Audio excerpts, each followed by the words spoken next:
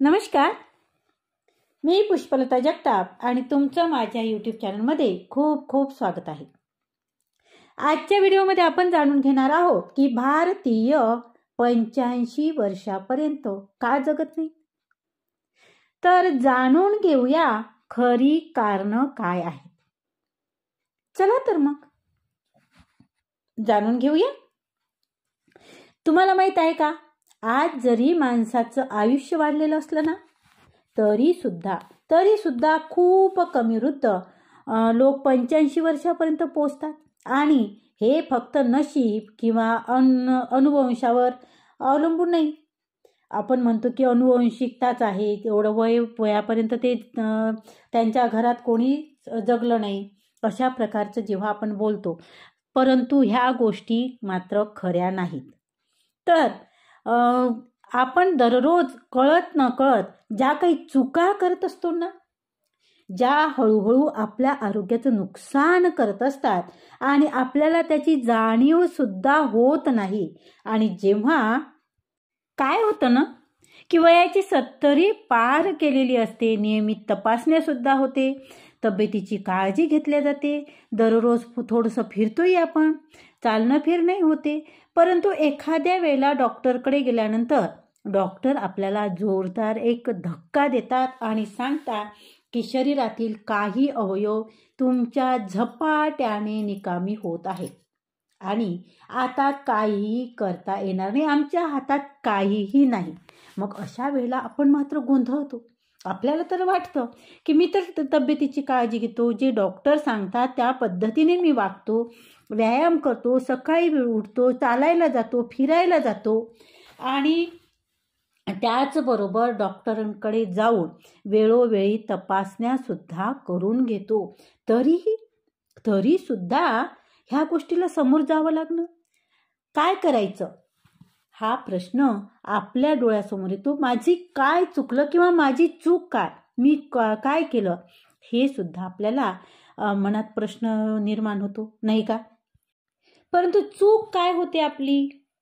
तर त्यातली पहिली चूक म्हणजे दररोज होत असलेलं शरीराचं निर्जलीकरण. बघा, मी वारंवार सांगते की वय झाल्यानंतर आपल्याला पाणी पिण्याची इच्छा होत नाही किंवा आपल्याला तहान लागली हे आपल्या शरीराला कळत नाही किंवा आपल्याला ते जाणवत नाही. जेवढं तरुणपणी आपल्याला तहान लागतं किंवा पाण्याची गरज भासते, त्या मानाने आपल्याला वय झाल्यानंतर तहान लागत नाही आणि त्याचमुळे आपण पाणी पित नाही आणि पाणी न पिल्यामुळे निर्जलीकरण होणं हे साहजिकच आहे, नाही का? वयाची 65 पार केल्यानंतर सौम्य पाण्याची म्हणजे कमतरता शरीरासाठी खूप धोकादायक होते. वयाची तुम्ही 60 पार केली, 65 पार केली आणि त्यानंतर पाण्याची कमतरता ही शरीरासाठी धोकादायक ठरू शकते. अनेकांना माहीतच नसतं. तुम्हाला वाटत असतं की तुम्ही पुरेसे पाणी पित आहात, पण प्रत्यक्षात मात्र शरीर पुरेसं हायड्रेट नसतं किंवा शरीर मात्र निर्जलीकरणाकडे गेलेलं असतं किंवा शरीर सौम्य निर्जलीकरण सुद्धा शरीराच्या झपाट्याने वृद्ध होण्याच्या प्रक्रियेला 30% गती देत असतो. आणि त्याचा परिणाम काय होतो? पाणी न पिण्यामुळे मूत्रपिंड, हृदय, मेंदूवर याचा खूप वाईट परिणाम होत असतो. जेव्हा शरीरात पाणी कमी असतं ना, तेव्हा रक्त तुमचं घट्ट होतं, म्हणजे दाट होतं, रक्तभिसरण कमी होतं आणि त्यामुळे अवयव वेगाने कमजोर होऊ लागतात. तुमचे जे अवयव आहे ना, ते अवयव कमजोर होऊ लागतात. जोपर्यंत शरीर आधीच खूप हायड्रेट झालेलं नसतं, तर त्यामुळं काय होतं? पाण्याच्या कमतरतेमुळे अनेक आजारांना आपल्याला सामोरे जावं लागतं. आपल्याला वाटत नाही की आपण पाणी कमी पितो, परंतु आपण आपल्या शरीराला पाहिजे तेवढं पाणी पित नाही आणि ह्या गोष्टी वय झाल्यानंतर घडतात आपल्यासोबत. मित्रांनो, इथे मला माझ्या भावाचंच उदाहरण द्यावंसं वाटतं. माझा चुलत भाऊ म्हणजेच माझ्या काकाचा मुलगा. तर तो रात्री झोपला नीट, परंतु सकाळी जेव्हा त्याला जाग आली तेव्हा त्याला उठता येत नव्हतं किंवा त्याला नीट बोलताही येत नव्हतं. काय होतं आहे हे सुद्धा त्याला सांगता येत नव्हतं. आणि मग लक्षात आलं सगळ्यांच्या आमच्या की काहीतरी प्रकार आहे. आणि जेव्हा डॉक्टरकडे नेलं तेव्हा डॉक्टरांनी सांगितलं की हा स्ट्रोक आहे. लवकर ट्रीटमेंट झाली, नशीब चांगलं, लवकर लक्षात आलं आणि त्या डॉक्टरकडे लवकर पोहोचवण्यात आलं. त्यामुळे म्हणजेच 4 तासाच्या आत बघा, स्ट्रोक आल्यानंतर 4 तासाच्या आत जर तुमची ट्रीटमेंट झाली तर मात्र तुमचे अवयव कामी लागतात, पूर्ववत होतात. परंतु 4 तासाच्या नंतर जेव्हा उपाय होतील, 4 तास जर उलटून गेले तर त्यावर पाहिजे तसा उपाय होत नाही, होतच नाही उपाय असं सुद्धा आपण म्हणू शकतो. आणि जेव्हा डॉक्टरांनी त्याला सांगितलं की रक्ताच्या गाठीमुळे रक्त दाट झाल्यामुळे रक्ताच्या गाठी बनल्या आणि ह्या मेंदूच्या याच्यात अडथळा निर्माण झाल्यामुळे मेंदूला ऑक्सिजन न मिळाल्यामुळे हा स्ट्रोक त्याला आलेला होता. तर त्याला जाणवत नव्हतं की मी कमी पाणी पितो. परंतु डॉक्टरांनी सांगितलं की दाट रक्त होण्याचं कारण पाणी कमी पिणं हे सुद्धा एक कारण आहे असं त्या जेव्हा सांगितलं तेव्हा लक्षात आलं की त्याला वाटायचंही नाही की आपण पाणी कमी पितो किंवा आपल्याला तहान लागली, हे त्याला जाणवायचंही नाही. आणि मग अशा भयंकर आजाराला आपल्याला सामोरं जावं लागते. आणि म्हणून मी वारंवार सांगते की पाणी पिणं हा फार चांगला आपल्यासाठी एक औषध म्हणू का आपण, औषधासारखं पाणी आपल्या शरीरावर परिणाम करतं. मित्रांनो बघा, लक्षात ठेवा. डॉक्टरांनी काय सांगितलं तर डॉक्टरांनी हे सांगितलं की पेशी वर्षानुवर्ष आतून कोरड्या पडत होत्या, रक्त जास्त दाट झालं होतं आणि त्यामुळे स्ट्रोकसाठी अचूक परिस्थिती निर्माण झाली होती. त्यांना काहीच त्रास जाणवला नाही, पण जेव्हा कळलं तेव्हा मात्र उशीर झालेला होता. सुरुवातीला आपल्याला वाटतच नाही की काहीच नाही, आपल्याला कुठलं औषध नाही, आपली तब्येत तर अतिशय चांगली आहे आणि आपल्याला काही कुठल्याच गोष्टीची जाणीवही होत नाही की आपण आजारी आहोत. आपण रात्री झोपूपर्यंत बघा, तो रात्री झोपूपर्यंत जेवण करून झोपला, नीट झोपला, परंतु जेव्हा सकाळ झाली ही सकाळ त्याच्यासाठी मात्र चांगली नव्हती किंवा सकाळ त्याच्यासाठी शुभ सकाळ नव्हती. आणि हे सगळं झालं ते पाणी न पिण्यामुळं, पाणी कमी पिण्यामुळं हे त्याला त्याच्या वाट्याला आलं.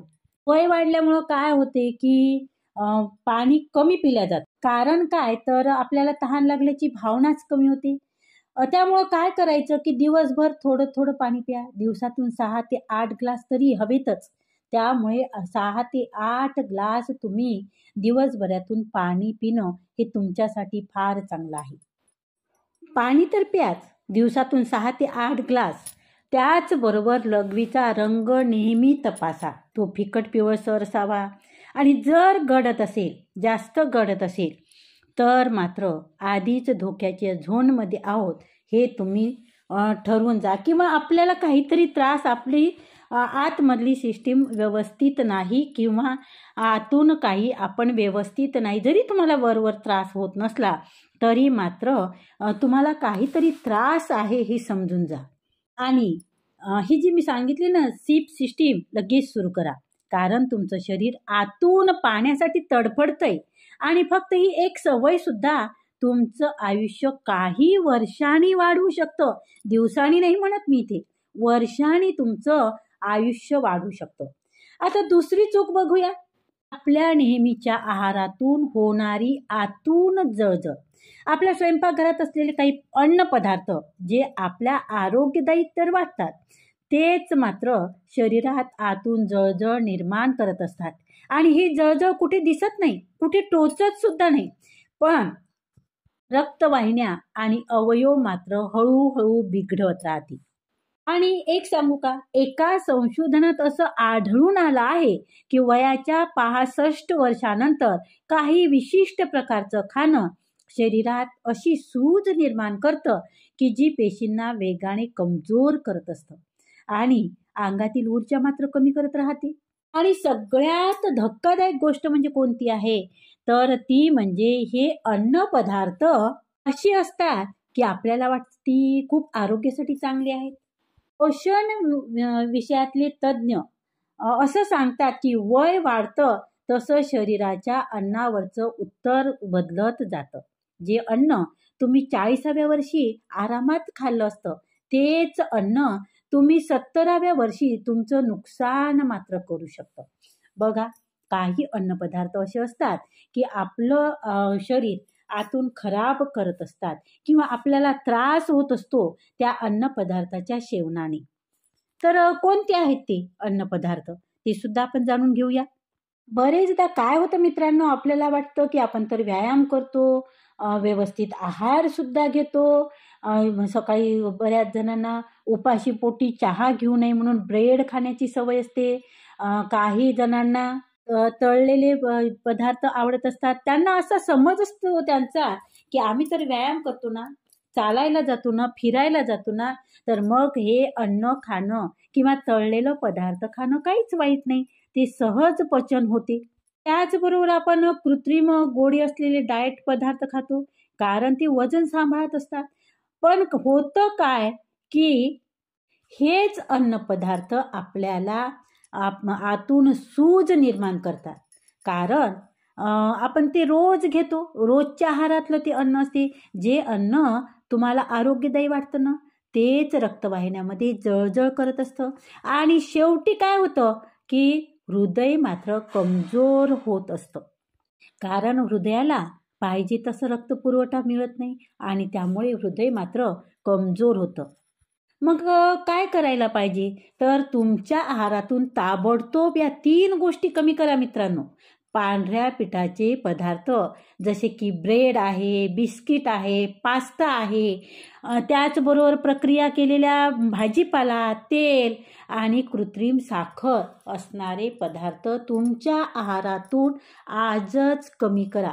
तुम्हाला जरी वाटत असलं की हे तर पोषणयुक्त आहे किंवा कोणी घरचे सांगतात किंवा आजकाल त्या पदार्थावर लिहिलेलं असतं की हे खाण्यास खूप हेल्दी आहे, हे पोषणयुक्त आहे, असं जरी वाटत असलं, असं जरी लिहिलेलं असलं तरी मात्र त्या अन्नपदार्थांचा तुमच्या शरीरावर वाईट परिणाम होतो. त्याऐवजी काय निवडायचं? तर त्याऐवजी तुम्ही निवडा संपूर्ण पोषक पर्याय त्यावरचा. तर आता हा पर्याय कोणता आहे? तर संपूर्ण धान्याचा वापर करा, ऑलिव्ह ऑइल वापरा, गोड लागावं वाटत असेल तर थोडंसं मध घाला, पण तो सुद्धा नैसर्गिक. परंतु आजकाल काय आहे की ज्या बॉटलमध्ये आपण मध म्हणून आणतो तर ते मध सुद्धा कृत्रिमरित्या बनवलेलं असतं. म्हणून जे नैसर्गिक आहे ते वापरणं फार योग्य आहे. आणि आज आपण वयाची 65 ओलांडल्यानंतर आपल्याला शरीराची काळजी घेणं खूप गरजेचं आहे. गोड कमी करणं, गोड अन्न म्हणजे खाण्यातून आहारातून एकदम कमी करणं, त्याचबरोबर तेल कमी करणं, तेलकट पदार्थ कमी करणं, मैद्याचे पदार्थ कमी करणं हे खूप गरजेचं आहे. आणि म्हणून हे पदार्थ तुम्ही आपल्या आहारातून बाजूला काढा किंवा हे अशा प्रकारचा आहार तुम्ही वगळा, म्हणजेच तुम्ही घेऊच नका. तर हे थोडेसे साधे बदल आहेत. तुम्हाला सुरुवातीला खाण्यासाठी किंवा तुमच्या तोंडाला चव येणार नाही. काही पदार्थ आपण जे वर्षानुवर्ष खात आलेलो असतो तेच पदार्थ आपल्याला आवडतात, तेच खावंसं वाटतात. परंतु तुमचं आरोग्य सुद्धा खूप महत्त्वाचं आहे, नाही का? आणि आरोग्य आपल्याला जपण्यासाठी काही पदार्थ टाळणं खूप गरजेचं आहे, नाही का? आणि तुम्हाला असं वाटेल की काही आठवड्यानंतरच तुमच्या शरीरातील आतून जी सूज होती ना, ती सूज 60% तुमची कमी होऊ शकते मित्रांनो. बघा, हेल्दी डाएट, हेल्दी आहार हे खूप गरजेचं आहे. फ्रूट खा, गोडच खावंसं वाटत असेल तर फ्रूटसुद्धा गोडच असतात, फ्रूटचं सेवन करा. आणि आपल्या आहारातून ह्या चुकीचं जे डाएट आहे ते चुकीचं डाएट तुम्ही बंद करा. आता बघूया तिसरी चूक काय आहे, तर चुकीचा व्यायाम करणे. हे सगळ्यात मोठी चूक आहे. हे ऐकून तुम्हाला आश्चर्य वाटलं ना? पण जे व्यायाम बहुतांश वृद्ध लोक करतात ना, ते वृद्धत्व थांबण्याऐवजी काय करते? वृद्धत्व उलट वाढवत जातात. आपल्याला अनेकदा सांगितलं जातं की वय वाढल्यावर चालणे हे उत्तम व्यायाम आहे. पण नव्या संशोधनात असं सापडलं की सतत चालण्यासारखा सौम्य व्यायाम शरीरावर फारसा परिणाम करत नाही. उलट सांध्यावर ताण निर्माण करतो. वृद्धांच्या आरोग्यावर लक्ष देणारे व्यायाम तज्ज्ञ असं सांगतात की वयाच्या 65 वर्षानंतर शरीराला खास प्रकारच्या व्यायामाची गरज लागते, जे पेशी टिकून ठेवतात.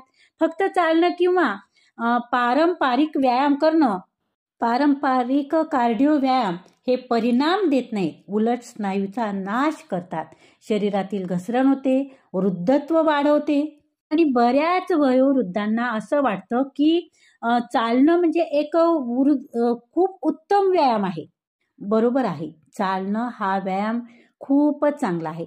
परंतु खूप चालणे, 2-2 मैल चालणे, बऱ्याच वृद्ध लोकांना 2-2 मैल चालणं सुद्धा आपल्या आरोग्याच्या दृष्टीने खूप चांगलं वाटतं. परंतु त्यामुळं काय होतं की तुमच्या सांध्यावर ताण येऊन तुमचे स्नायू दुखायला लागतात, सांधे दुखायला लागतात, नाही का? आणि मग तुम्हाला वाटतं की मी एवढं तर चालतो, तरी माझं शरीर कमजोर कसं काय? मी दिवसेंदिवस कमजोर कसा काय होत आहे, नाही का? किंवा मी एवढं चालतो तरी माझं व्यायामही करतो, सगळं सकाळी लवकर उठून व्यायाम करणे, फिरायला जाणे, हे सगळ्या गोष्टी करतो, तरीही माझं शरीर कमजोर कसं काय होत आहे, ह्या गोष्टी तुम्हाला जाणवत असेल किंवा त्याचा तुम्हाला प्रश्न पडला असेल की का असं होतं, नाही का? तर अति चालल्यामुळे सुद्धा आपल्या स्नायूंना किंवा सांध्यांवर ताण येऊन आपलं सांधेदुखी वाढते. म्हणून काय करायचं की यापुढे फक्त तुम्ही 10 मिनिट हा व्यायाम करा. चालणं सोडू नका, चालणं कमी करा. चालणं एकदम सोडून देऊ नका. पण 10 मिनिट तुम्ही असा व्यायाम करा जो व्यायाम तुमची ताकद वाढवतो, म्हणजेच तुमच्या स्नायूवर लक्ष केंद्रित करतो. म्हणजेच फार मोठं वजन उचलायचं नाही, फक्त स्वतःच्या शरीराचं वजन वापरून किंवा सौम्य असे छोटे छोटे सौम्य असे व्यायाम करा, ज्यामुळे शरीराला सिग्नल मिळतो की स्नायू आणि हाड टिकून ठेवतात. सुरुवात करा अगदी साध्या व्यायामापासून. भिंतीवर हात ठेवून हलकं पुशअप करा. भिंतीवर हात टेकवा आणि हलकं पुशअप करा किंवा खुर्चीवरून सावकाश उठायचं, बसायचं. हा व्यायाम सुद्धा तुम्ही करू शकता. आणि त्याचबरोबर हातासाठी सौम्य रबर बँडचा वापर करून खेचण्याचा व्यायाम सुद्धा तुम्ही करू शकता. प्रत्येक हालचाल 10 ते 12 वेळा करा. खूप जास्त वेळ करण्याची गरज नाही. आणि नीट पोझिशनमध्ये करा. हे सगळ्यात महत्त्वाचं आहे, नीट पोझिशनमध्ये व्यायाम करणं. अशा प्रकारच्या व्यायामामुळे शरीरात अशा संप्रेरकाचं म्हणजेच हार्मोन्सचं स्त्रवण होतं की जे पेशीची झपाट्याने वृद्ध होणं थांबवतं. आणि ही क्रिया फक्त चालण्याने शक्य होते का? नाही ना. हा छोटासा 10 मिनिटाचा व्यायाम आठवड्यातून फक्त 3 वेळा जरी केला ना तुम्ही, तरी भरपूर आहे. आणि काही आठवड्यातच तुम्हाला फरक सुद्धा जाणवेल मित्रांनो. आणि फक्त 10 मिनिट रोज स्वतःसाठी दिलीत तर तुमचं आयुष्य सुद्धा तुम्ही वाढवू शकता काही वर्षांनी. आणि आपल्याला आपल्या आयुष्याचा, जीवनाचा आनंद सुद्धा घेता येतो, नाही का? निरोगी जीवन हे खरंच आनंददायी नाही आहे का? आता बघूया चौथी चूक. आपण चौथी चूक काय करतो ते? तर चौथी चूक ही असते की उपचारामुळे कमी होणारे पोषण मूल्य तुम्हाला माहीत आहे का? ज्या औषधावर तुम्ही अवलंबून आहात तीच औषधं तुमच्या शरीरातल्या महत्त्वाच्या जीवनसत्वाची कमतरता करत असतात. ही एक शांतपणे सुरू असलेली जोखीम आहे मित्रांनो, जी डॉक्टरही अनेकदा उघड सांगत नाहीत. औषध तर देतात, नाही का? बरोबर ना? बघा काय होतं की डॉक्टर आपण काही दुखते म्हटलं, काही आजार म्हटलं तर त्यावर औषध जरूर देतात, परंतु त्या औषधामुळे आपल्या शरीरावर नेमका काय परिणाम होतो हे मात्र आपल्याला सांगत नाहीत. हे तेवढंच खरं आहे. आणि हे संशोधनात असं स्पष्ट झालं आहे की वृद्धांना दिली जाणारी काही नियमित जी औषधी असतात ना, ती औषधी शरीरातल्या काही महत्त्वाच्या व्हिटॅमिन्स आणि मिनरलची पातळी अतिशय कमी करतात, ज्यामुळे मेंदूचं कार्य कमी होते आणि हळूहळू अवयव कमजोर होऊ लागतात. आणि शास्त्र स्पष्ट सांगतं की काही औषधं काही विशिष्ट पोषण तत्व संपवतात आणि त्यामुळे शरीराची एकामागोमाग एक प्रणाली कोसळू लागते.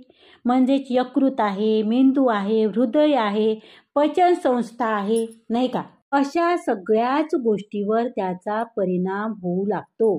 बघा काय होतं की आपण काय करतो की डॉक्टरांनी दिलेल्या सगळ्या औषधांचा नियमाने वापर सुद्धा करतो, पण आपल्याला कल्पना नसते की हे औषध आपल्या कुठल्या अवयवासाठी घातक ठरू शकते का. तर कधी कधी ही औषधं हृदयासाठी आवश्यक असलेले पोषण द्रव्य हळूहळू संपवत जातात आणि काही वर्षातच आपली ऊर्जा कमी होते, लक्ष लागत नाही, शेवटी हृदय सुद्धा कमजोर होतं. मग आपण म्हणतो की माझं आरोग्य सुधारावं म्हणून मी औषध घेत होतो, पण त्याच गोष्टीचं नुकसान सुद्धा होतं मित्रांनो, नाही का? हे आपल्याला कळत नाही, कारण आपण म्हणतो की आपण तर औषध घेतो, नियमांचं पालन करतो, ज्याप्रमाणे डॉक्टरांनी औषधी सांगितली त्यानुसार त्या नियमाचं पालन करून त्या वेळेत घेऊन सुद्धा आपलं आरोग्य जेव्हा बिघडतं तेव्हा जे औषधी आपण घेतो त्या औषधीचा दुष्परिणाम आपल्या शरीरावर होत असतो, नाही का? मग आता तुम्ही म्हणाल की डॉक्टरांनी दिलेलं औषध घ्यायचं नाही का, ते औषध घ्यायचं थांबवायचं का? तर घाई करू नका, त्यावर उपाय काय ते बघू. सगळ्यात आधी कोणतीही औषधी थांबवू नका. जोपर्यंत डॉक्टरांचा सल्ला घेत नाही तोपर्यंत कुठलंही औषध थांबवू नका. पण पुढच्या वेळेस जेव्हा तुम्ही डॉक्टरकडे जाल ना, तेव्हा त्यांना स्पष्ट विचारा. खूप गरजेचं आहे स्पष्ट विचारणं की या उपचारामुळे माझ्या शरीरात कोणते पोषण तत्व कमी होतात का. हा प्रश्न तुम्ही डॉक्टरांना जरूर विचारू शकता. जे आता तुमची औषधं चालू आहे ना, आता तुम्ही घ्या, परंतु तुम्हाला जी तारीख डॉक्टरांनी दिली असेल त्या तारखेत तुम्ही जेव्हा जाल डॉक्टरकडे तेव्हा डॉक्टरांना जरूर एक प्रश्न विचारा मित्रांनो. बघा तुम्ही मला कमेंटमध्ये सांगू शकता की हो मी हा प्रश्न डॉक्टरांना विचारला. हे कमेंटमध्ये तुम्ही जरूर मला सांगा की या औषधीमुळे माझ्या शरीरातलं कोणतं पोषण तत्व कमी होत आहे किंवा होत आहे का, त्याचा काही दुष्परिणाम तर माझ्या शरीरावर होत नाही ना. तुम्ही ज्याप्रमाणे मला औषध घेण्याचा सल्ला दिला त्याप्रमाणे मी घेतोय, परंतु त्याचा काही परिणाम माझ्या शरीरावर होतोय का, हे प्रश्न विचारणं हे आज आजच्या या युगात आपलं कर्तव्य आहे आणि म्हणून तुम्ही ते विचारा, जरूर विचारा. आणि आणखी एक प्रश्न, जर डॉक्टरांनी होय म्हटलं ना, डॉक्टरांनी सांगितलं की होय, जर डॉक्टरांचं उत्तर असेल तर त्या पूर्ततेसाठी योग्य सप्लिमेंट्स घ्यायचं का, हे सुद्धा तुम्ही जरूर विचारा. तोपर्यंत तुम्ही काय करायचं, तोपर्यंत तुमच्या आहारात भरपूर भाज्या, चांगलं प्रथिनं आणि दर्जेदार फॅट जसं की बदाम आहे, घरचं तूप आहे याचा समावेश जरूर करा. तसेच डॉक्टरांचा सल्ला घेऊन वयोमानानुसार, इथे मी आवर्जून सांगेल की डॉक्टरांच्या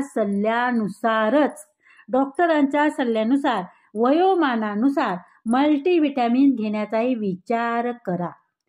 डॉक्टरांना विचारल्याशिवाय नाही, डॉक्टरांना विचारा आणि त्यांच्या विचारानुसार, त्यांच्या सल्ल्यानुसार तुम्ही मल्टीव्हिटॅमिन घेण्याचा सुद्धा विचार जरूर करू शकता.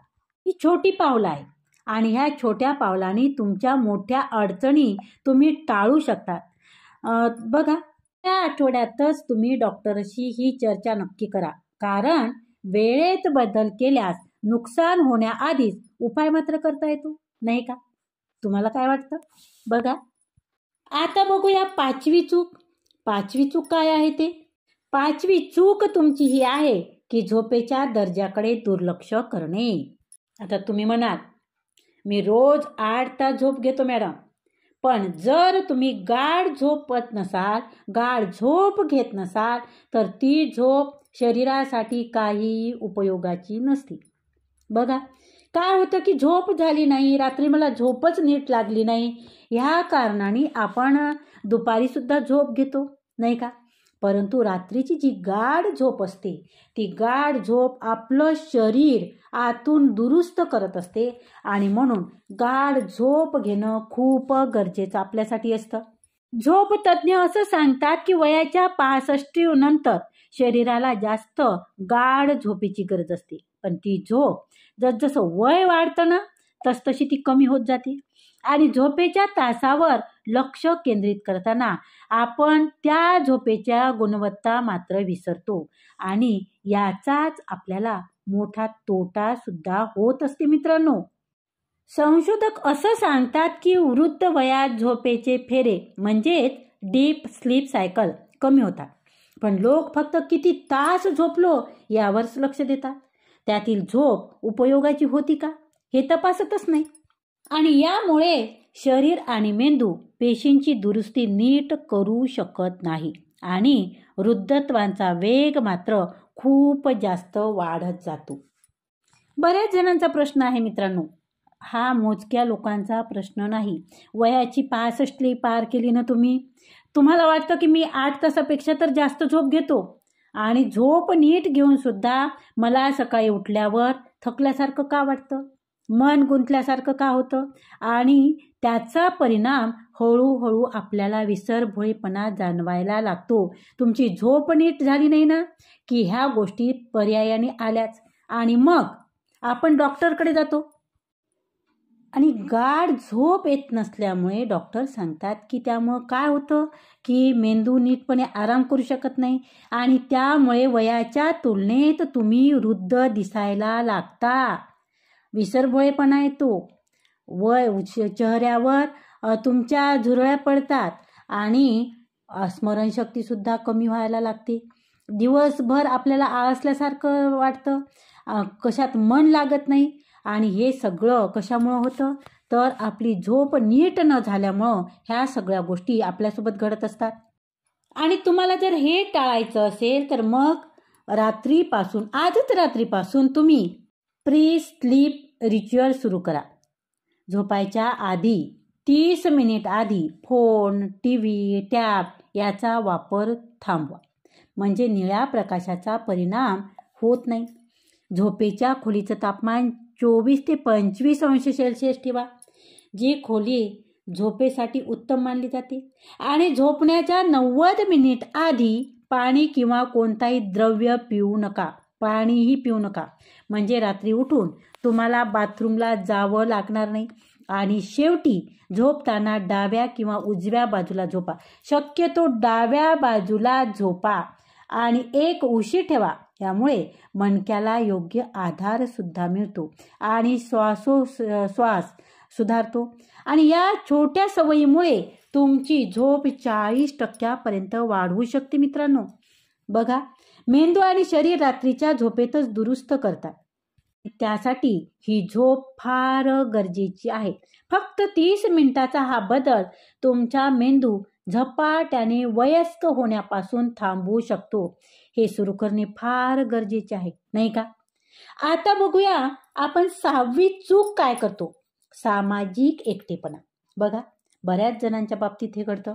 कधी वाटतं की अधूनमधून कोणाला फोनवर बोलणं किंवा आठवड्यातून एखाद्या वेळेस कुठे भेटणं हे पुरेच आहे, पण ते मात्र खरं नाही. संशोधन असं सांगतं की सामाजिक एकटेपणा धूम्रपान किंवा लठ्ठपणापेक्षाही जास्त धोकादायक आहे, हे लक्षात ठेवा मित्रांनो. अभ्यासात असं दिसून आलं आहे की जेव्हा माणसाचं अर्थपूर्ण दररोजचे सामाजिक संपर्क कमी होतात तेव्हा शरीरात ताणाचे संप्रेरक वाढतात, ज्यामुळे अवयव बिघडतात आणि शरीरात झपाट्याने वृद्धत्व सुरू होतं. वृद्धत्वावर, सामाजिक परिणामावर संशोधन करणारे तज्ज्ञ असं सांगतात की खूप वृद्ध लोकांना वाटतं की ती एकटी नाही, कारण अधूनमधून संवाद तर होतोच, पण मनापासून होणारे नियमित सामाजिक संवाद ते नसतील तर शरीरातील कोर्टिसॉल सारखे तणाव वाढवणारे रसायन वाढत जातात आणि त्यामुळे तुमचं आयुष्य मात्र कमी होऊ लागतं. ही गोष्ट लक्षात ठेवा मित्रांनो.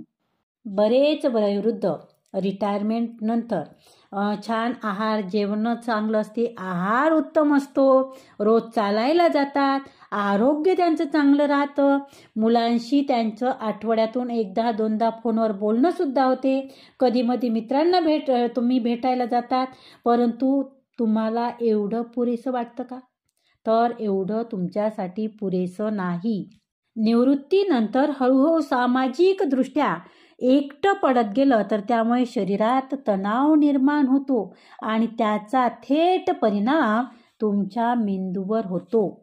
बरेचदा आपल्याला असं वाटतं की मी एकटं कुठे आहे, मी तर फोनवर बोलते, मी तर मित्रांसोबत बोलतो, परंतु आपण जे मन मोकळे जे गप्पा गोष्टी आहे त्या मात्र आपण करत नाही, आपलं मन मोकळं करत नाही आणि मन मोकळं न केल्यामुळे मनात तणाव राहतो आणि त्या तणावाचा शरीरावर परिणाम होत असतो मित्रांनो. बघा, मग तुम्ही प्रश्न विचाराल की तुम्हाला असं वाटेल की हे थांबवायचं कसं, काय करायला पाहिजे? तर संशोधन असं सांगतं की या 3 प्रकारच्या सामाजिक जोडण्या शरीराचं वृद्धत्व निश्चितच थांबवू शकतात. त्यातलं पहिलं आहे, आठवड्यातून एकदा एखाद्याशी मनमोकळं संवाद करा.